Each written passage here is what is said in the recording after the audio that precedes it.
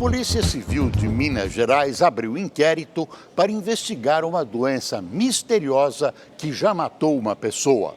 A investigação identificou uma substância tóxica em amostras de uma cerveja recolhida em casas de pacientes.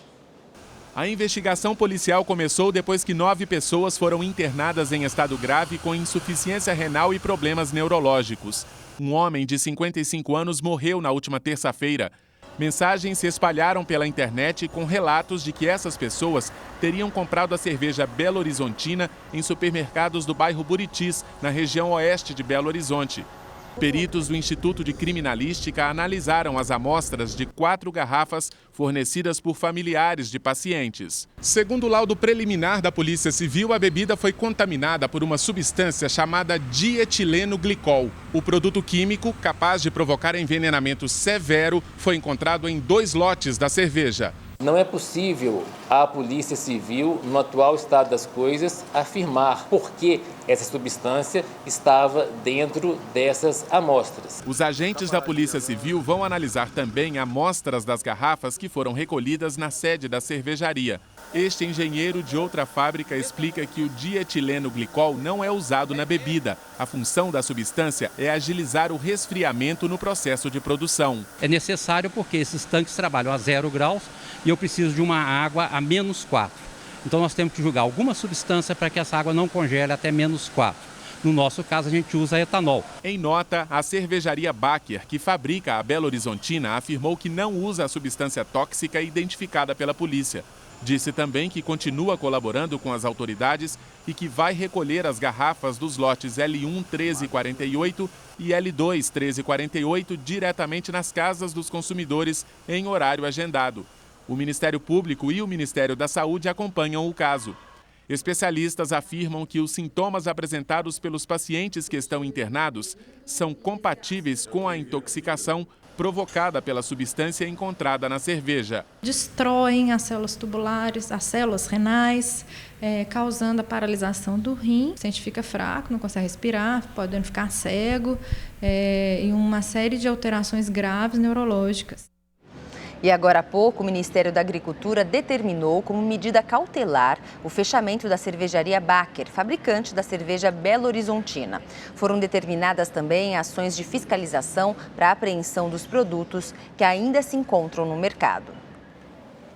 Apesar da água que abastece diversos bairros do Rio de Janeiro ter voltado a ficar transparente, os consumidores permanecem em alerta.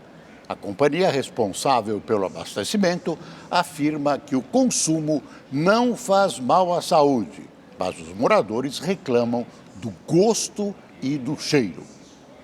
Desde terça-feira, Daniela só bebe água mineral e de coco. A da torneira e do filtro estão com cheiro e gosto ruim. A dona de casa conta que ela e a filha passaram mal depois de tomar água com as mesmas características em uma unidade de saúde.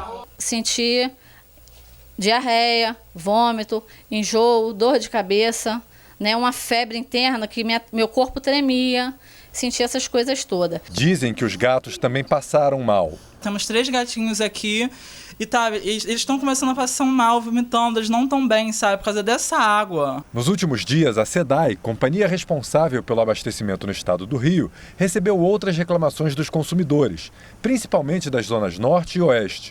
Eles também alegam que se sentiram mal depois de consumir água, com alterações de cor, cheiro e sabor. Depois das queixas, a SEDAI coletou amostras em diferentes estações da cidade. Os técnicos identificaram a presença de geosmina, uma substância produzida por algas em mananciais que altera o sabor e o cheiro da água.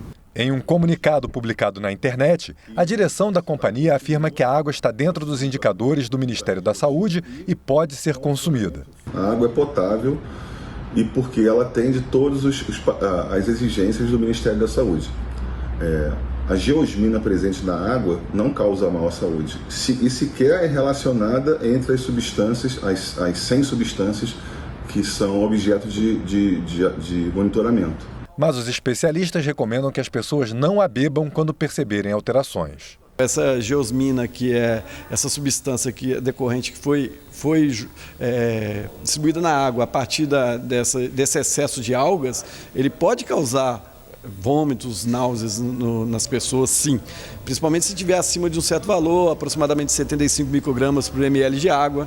Só que ela não sabe qual que é esse valor. Então, se tiver algum tipo de odor, de gosto, que deve ser evitado consumir essa água até que se restabeleça.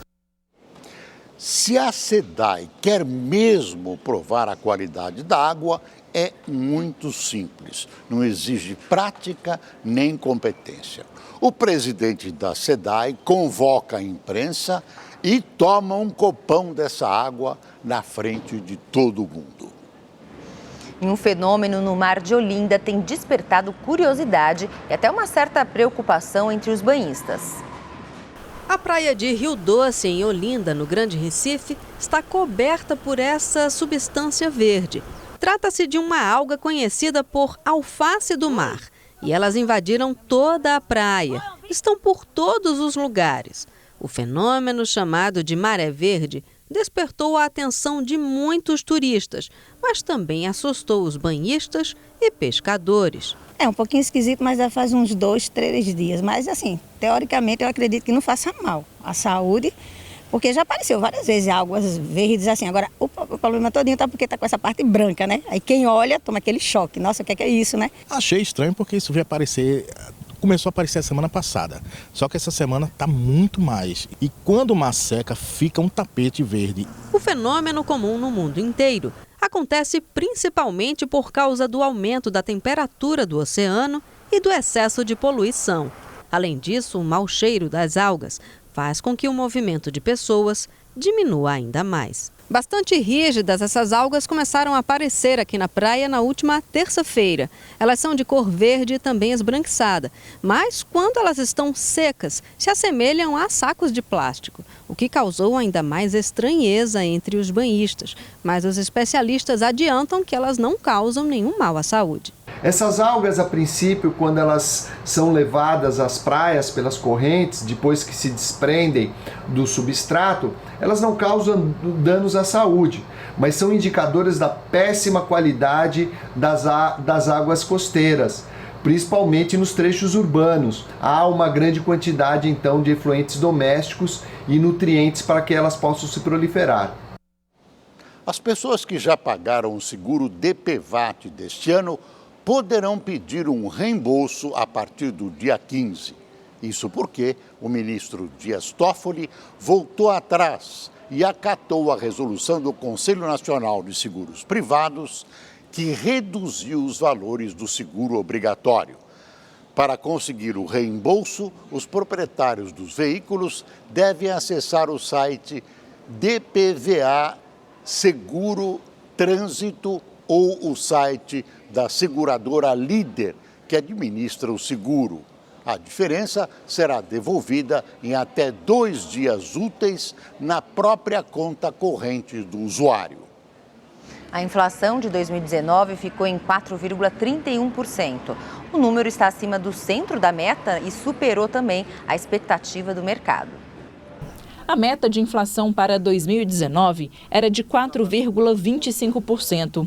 A expectativa do mercado financeiro era um pouco menor, 4,13%. No entanto, o número divulgado hoje pelo IBGE ficou acima de qualquer expectativa, 4,31%.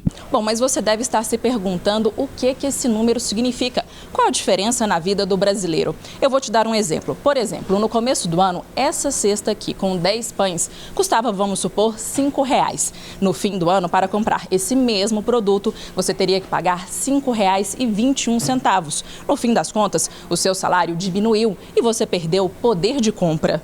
Mas o vilão de 2019 não foi o pãozinho, e sim a carne. Devido ao aumento das exportações para a China durante o mês de dezembro, o preço da carne acumulou uma alta de 32,4% no ano. Seguindo aquela nossa conta, 1 quilo de patinho que custava R$ 22,00 em janeiro, agora custa quase R$ 33,00. Todo esse aumento resultou numa disparada da inflação de 1,15% apenas no último mês do ano. O Assis sentiu toda essa diferença no bolso. Eu comprava normalmente o dobro, talvez, do que eu comprava agora, porque agora a gente tem reduzido a carne vermelha para poder comprar mais frango e também carne de porco, que tem sido um pouco mais barato também, e aí compensar. E agora está fazendo mágica para fazer o carrinho do supermercado caber no salário. Tem que fazer mágica, tem que tentar tirar de onde não tem e tem que tentar, digamos assim, o supérfluo você vai eliminando.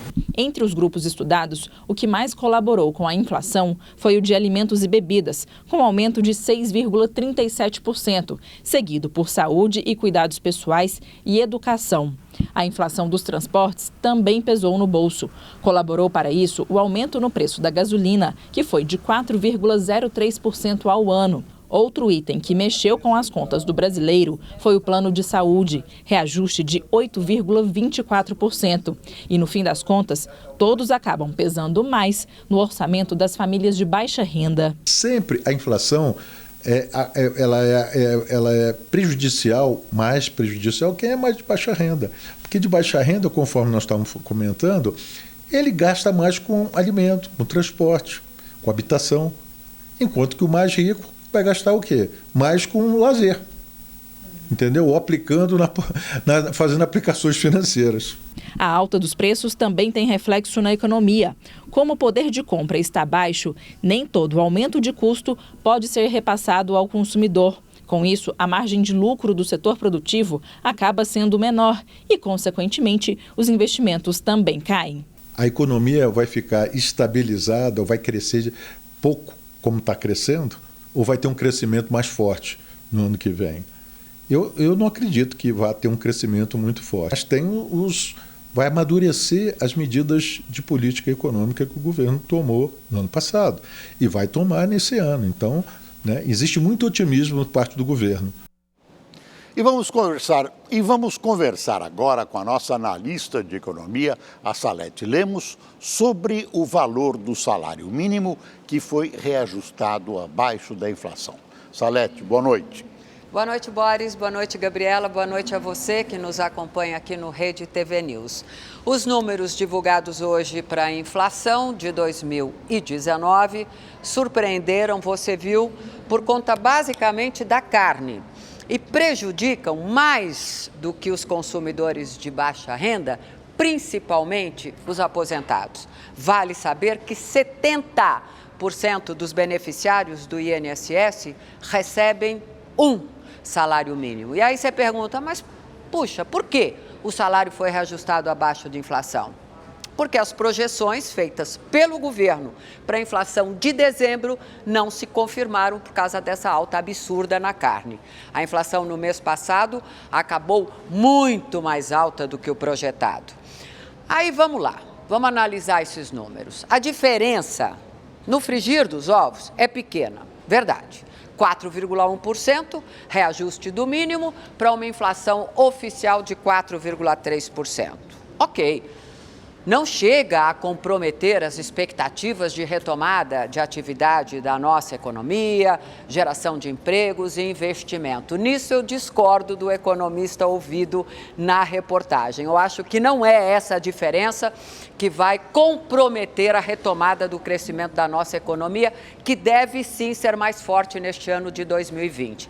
Agora, que desorganiza uma barbaridade as contas do dia a dia de quem vive com salário mínimo, convenhamos, desorganiza, né? É o caso dos aposentados, você viu também. Saúde, cuidados pessoais. Fecharam um ano com aumentos, bem acima dessa inflação. Plano de saúde, reajuste de 8% para uma inflação de 4%. E como com inflação, gente, não se brinca, todo cuidado é pouco no controle de gastos, principalmente neste início do ano. E eu sei que a senhora tem controlado bem o seu orçamento, né, Gabriela? Tem que controlar, né, Salete? Verdade. Obrigada, uma boa noite para você. Boa noite. Obrigado, Salete. Boa noite. Os bombeiros de Patinga, no interior de Minas Gerais, tiveram um trabalho para capturar uma onça parda. O animal foi resgatado no final da tarde de ontem, dentro de uma escola. Alguns moradores registraram a onça em terrenos de algumas casas próximas. Quando os bombeiros chegaram, encontraram o bicho dentro da escola. O animal estava muito agitado. Depois de quase 3 horas de tentativas, as equipes conseguiram capturá-lo. Ele foi cercado em um corredor, onde foi sedado e depois colocado em uma jaula. A onça foi avaliada e estava bem. Ela foi levada para o Instituto Estadual de Florestas e vai ser liberada em uma área de mata segura.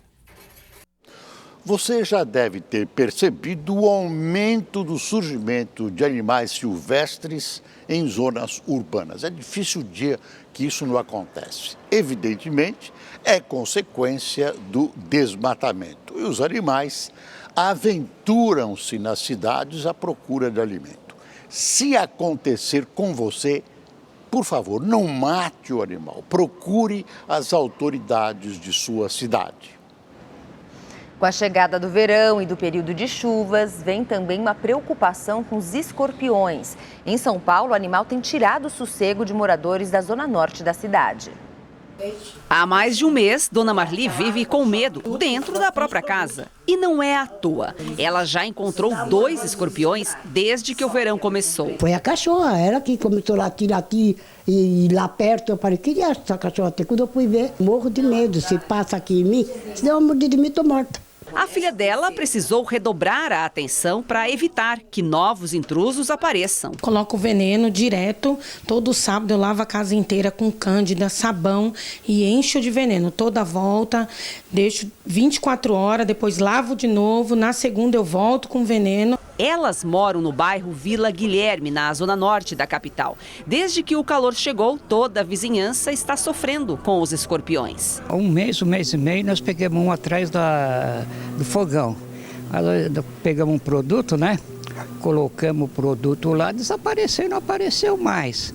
Mas eu acredito que há uns 15 dias, na casa da frente, ali, pegaram 7 com o escorpião. O escorpião se prolifera sobre pedras, cascas de árvores, madeira empilhada. Ele gosta de umidade e pouca luz. Dessas rachaduras do asfalto surgem muitas baratas, que é o inseto preferido do escorpião. A área urbana oferece o que para eles? Muita barata. Entulho é o esconderijo. Então, uma vez que a gente tira eles do lugar deles e oferece esse tipo de coisa para eles, eles vêm sem problema nenhum. A adaptação deles é muito boa. No laboratório de artrópodes do Instituto Butantan tem cerca de 15 mil escorpiões. Eles são mantidos para a extração do veneno que vira soro, o antídoto usado em caso de picada. Se isso acontecer, a vítima deve ser levada imediatamente ao hospital. O médico vai encaminhar para o local certo, para, se for necessário aplicar o soro ou não, é ele que vai definir. O que você pode fazer para amenizar, porque é uma dor muito forte, o que você pode fazer é colocar uma compressa de água quente. Não água fria. Água quente, ela ajuda a amenizar um pouco mais a dor. Em nota, a Prefeitura de São Paulo informou que no início da semana, equipes da Vigilância em Saúde Ambiental estiveram na região mostrada na reportagem para coletar escorpiões e orientar a população. Vamos saber como fica o tempo em todo o país nesse final de semana? O sábado começa com mais chuva pelo Brasil e ela deve ser mais intensa, volumosa, em forma de temporal na faixa norte do Nordeste e entre o sul de Minas e nas áreas do Rio Grande do Sul. Em Porto Alegre, depois de dias de tempo seco, as pancadas de chuva chegam a qualquer hora e continua quente, máxima de 32 graus amanhã e de 34 no domingo. Na capital paulista, a chuva aperta mais amanhã, faz 30 graus. E no domingo, o tempo fecha, máxima de 26 graus. Alerta de temporal também para São Luís, no Maranhão. Pancadas de chuva de forte intensidade e temperaturas entre os 31 e 29 graus. O tempo fica seco entre a faixa leste do Nordeste e do Espírito Santo. O sábado vai ser de sol o dia todo e calor em Recife com 31 graus. Em Salvador e Vitória, com máxima de 32 graus. No Rio de Janeiro, mesmo com previsão de chuva, a temperatura segue alta. A máxima é de 35 graus amanhã. Dia quente também em Florianópolis, faz 32 graus. A Defesa Civil interditou 28 casas da Zona Leste de São Paulo. A decisão acontece 2 dias depois que um deslizamento ocorreu no local por causa das fortes chuvas que atingiram a cidade na quarta-feira. Ninguém ficou ferido. Este carro, bem no centro da tragédia, é de uma fisioterapeuta que mora do outro lado da rua. O veículo estava neste estacionamento, onde uma cratera se abriu. A gente está procurando, né? Quem responde, mas ninguém quer falar nada, todo mundo se esconde. Aqui, esse terreno, eu não sei de quem que é, todo mundo se esconde. Seu carro está lá? Tá lá no buraco, a gente não tem acesso. Os moradores já entraram com uma ação na justiça. Segundo eles, o problema é antigo. Eles relatam a existência de rachaduras e diversos pontos de infiltração na construção. Ontem, peritos estiveram no local e interditaram 24 casas do condomínio e mais 4 imóveis próximos. Eu vou para casa de uma cunhada, mas não é uma coisa que eu gostaria, não. Como é que é para o senhor passar por uma situação dessa? É degradante demais. Você acha que você tem uma coisa e não tem nada, entendeu? Você está na sua casa, principalmente a Defesa Civil chegando aqui falando que você vai ser multado por ficar aqui. E nessas horas não falta aquela mão amiga que é sempre bem-vinda. Carlos deixou de procurar emprego para dar um apoio na mudança e ajudar os vizinhos. Vim ajudar o pessoal aí, né? Quem que o senhor veio? Minha sobrinha, é aquela do 11 lá, aí precisou a juíza veio aqui, né? O pessoal tá advogado e tudo, aí mandou tirar todo mundo aqui. O seu Moisés também teve que deixar o condomínio e está preocupado com a situação. Se não for uma decisão sensata, quem vai pagar mesmo, quem vai sofrer e quem vai ter que correr atrás de outro imóvel, quem vai ter que ter outra vida de novo para conseguir as coisas, somos nós. A juíza que atua no caso determinou que a construtora responsável pela obra pague diárias em hotéis da região para os moradores que não têm para onde ir. Os moradores já foram informados que no prazo máximo de 5 meses o imóvel vai ser reestruturado. Enquanto isso, uma empresa de segurança foi contratada para proteger o local até que as obras sejam iniciadas. Vai fazer a drenagem do solo, que o solo está muito úmido, né? Porque outras residências aqui, os encanamentos, não sei quais foram as formas que foram feitas, e eles desagam dentro do condomínio, desse terreno que cedeu. Então nós estamos providenciando todas essas coisas para que o solo fique mais resistente. Já será feito o estudo, né? Para que possa ser retomada as obras. Vão fazer os estaqueamentos, as estruturas, aí é tudo mais a parte de engenharia técnica, né? O presidente Jair Bolsonaro está no litoral de São Paulo e participou agora, no finalzinho da tarde, da inauguração do pronto-socorro da Santa Casa de Misericórdia de Santos. A repórter Estela Freitas acompanhou o presidente e tem mais informações, né, Estela? Boa noite para você.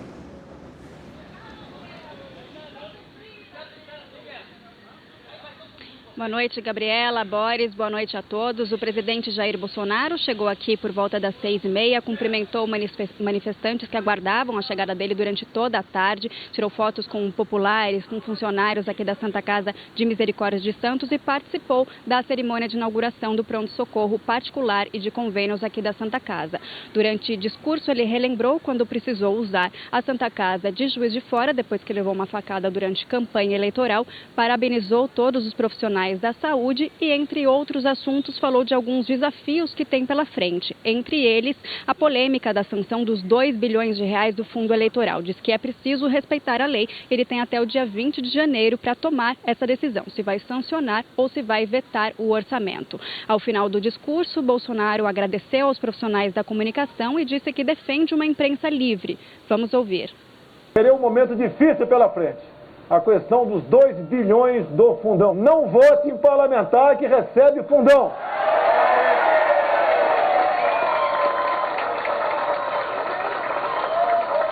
Eu me elegi com 2 milhões de reais, via campanha na internet e com 8 segundos de televisão.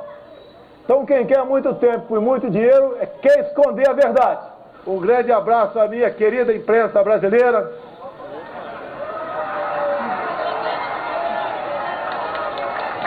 Eu quero uma imprensa livre, uma imprensa que transporte a verdade aos 4 cantos do Brasil, porque eu reconheço o papel de vocês.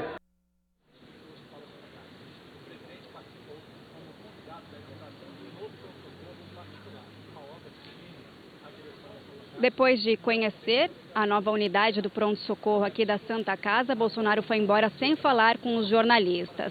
A unidade ela foi reestruturada com verba da própria Santa Casa e tem cerca de 2.000 metros quadrados de área construída. O pronto-socorro vai atender pacientes adultos e vai dar assistência durante 24 horas para beneficiários de convênios médicos e particulares. Estela Freitas, ao vivo de Santos, para o Rede TV News. Uma menina de 8 anos morreu atingida por uma bala perdida ontem à noite em Belford Roxo, na Baixada Fluminense. Ana Carolina Neves foi baleada na cabeça quando estava no sofá de casa. Ela chegou a ser levada ao hospital, mas não resistiu e morreu durante a madrugada. Segundo o comando da Polícia Militar, não havia operação na região, mas sim um patrulhamento de rotina. Para o delegado que investiga o caso, a hipótese mais provável é que bandidos de um morro vizinho tenham atirado contra PMs que realizavam uma abordagem perto da casa da menina. Os traficantes da caixa d'água atiram em direção às duas principais que ali passam, quando as guarnições da Polícia Militar por ali trafegam. Então, é o que a gente tem de mais próximo dos fatos. Com Ana Carolina, sobe para 3 o número de pessoas mortas por balas perdidas no Rio de Janeiro neste começo de ano. De acordo com o levantamento da plataforma Fogo Cruzado, 24 crianças foram baleadas em 2019 no estado. 8 morreram. No Facebook da Rede TV, você já pode acompanhar o nosso novo programa exclusivo no Facebook Watch. O Histórias do Dia vai trazer vídeos com conteúdo atual e de interesse do internauta. Os vídeos apresentados pela jornalista Érica Reis são uma parceria do próprio Facebook com a Rede TV. A terceira rodada da Copa São Paulo de Futebol Júnior foi marcada por campo encharcado, gritos homofóbicos e também pela simulação de um lance de falta de um jogador que é destaque da Copinha. Juan Pablo ficou famoso nessa Copa São Paulo por bater um recorde que pertenceu a Neymar. O jogador do Oswaldo Cruz se tornou o atleta mais novo a jogar a Copinha, com apenas 15 anos e 4 meses. Mas na vitória contra o Londrina por 3-2, Pablo protagonizou um lance digno de Daverson, atacante do Palmeiras. Pois é, o jogador levou um chega pra lá, caiu fora do campo e voltou daquele jeito, rolando. É o Daverson fazendo escola. Caiu o mundo lá em Santa Bárbara do Oeste. Cada lance se tornou um mergulho para os jogadores de Capivariano e Inter. O juiz fez um teste bem peculiar para ter a certeza que a bola não iria rolar. Mesmo assim, na segunda etapa, o tempo melhorou e a partida continuou sem gols e com os dois times classificados. Contra o Sport, a torcida do Audax de Osasco proferiu gritos homofóbicos contra Túlio, goleiro do time pernambucano. Funcionários pediram em vão para os xingamentos pararem.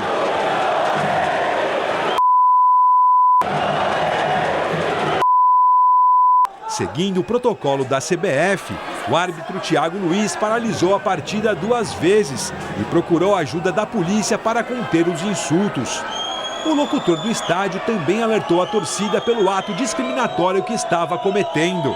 O caso foi relatado na súmula do jogo e o Audax pode ser punido. E depois de muitas conversas e especulações, Flamengo e Goiás chegaram a um acordo para a venda de Michael. O time carioca vai pagar cerca de 8 milhões de euros por 80% dos direitos econômicos do atacante. Corinthians e Palmeiras também mostraram interesse pelo jogador. O Rede TV News fica por aqui. Boa noite para você. Boa noite e até segunda.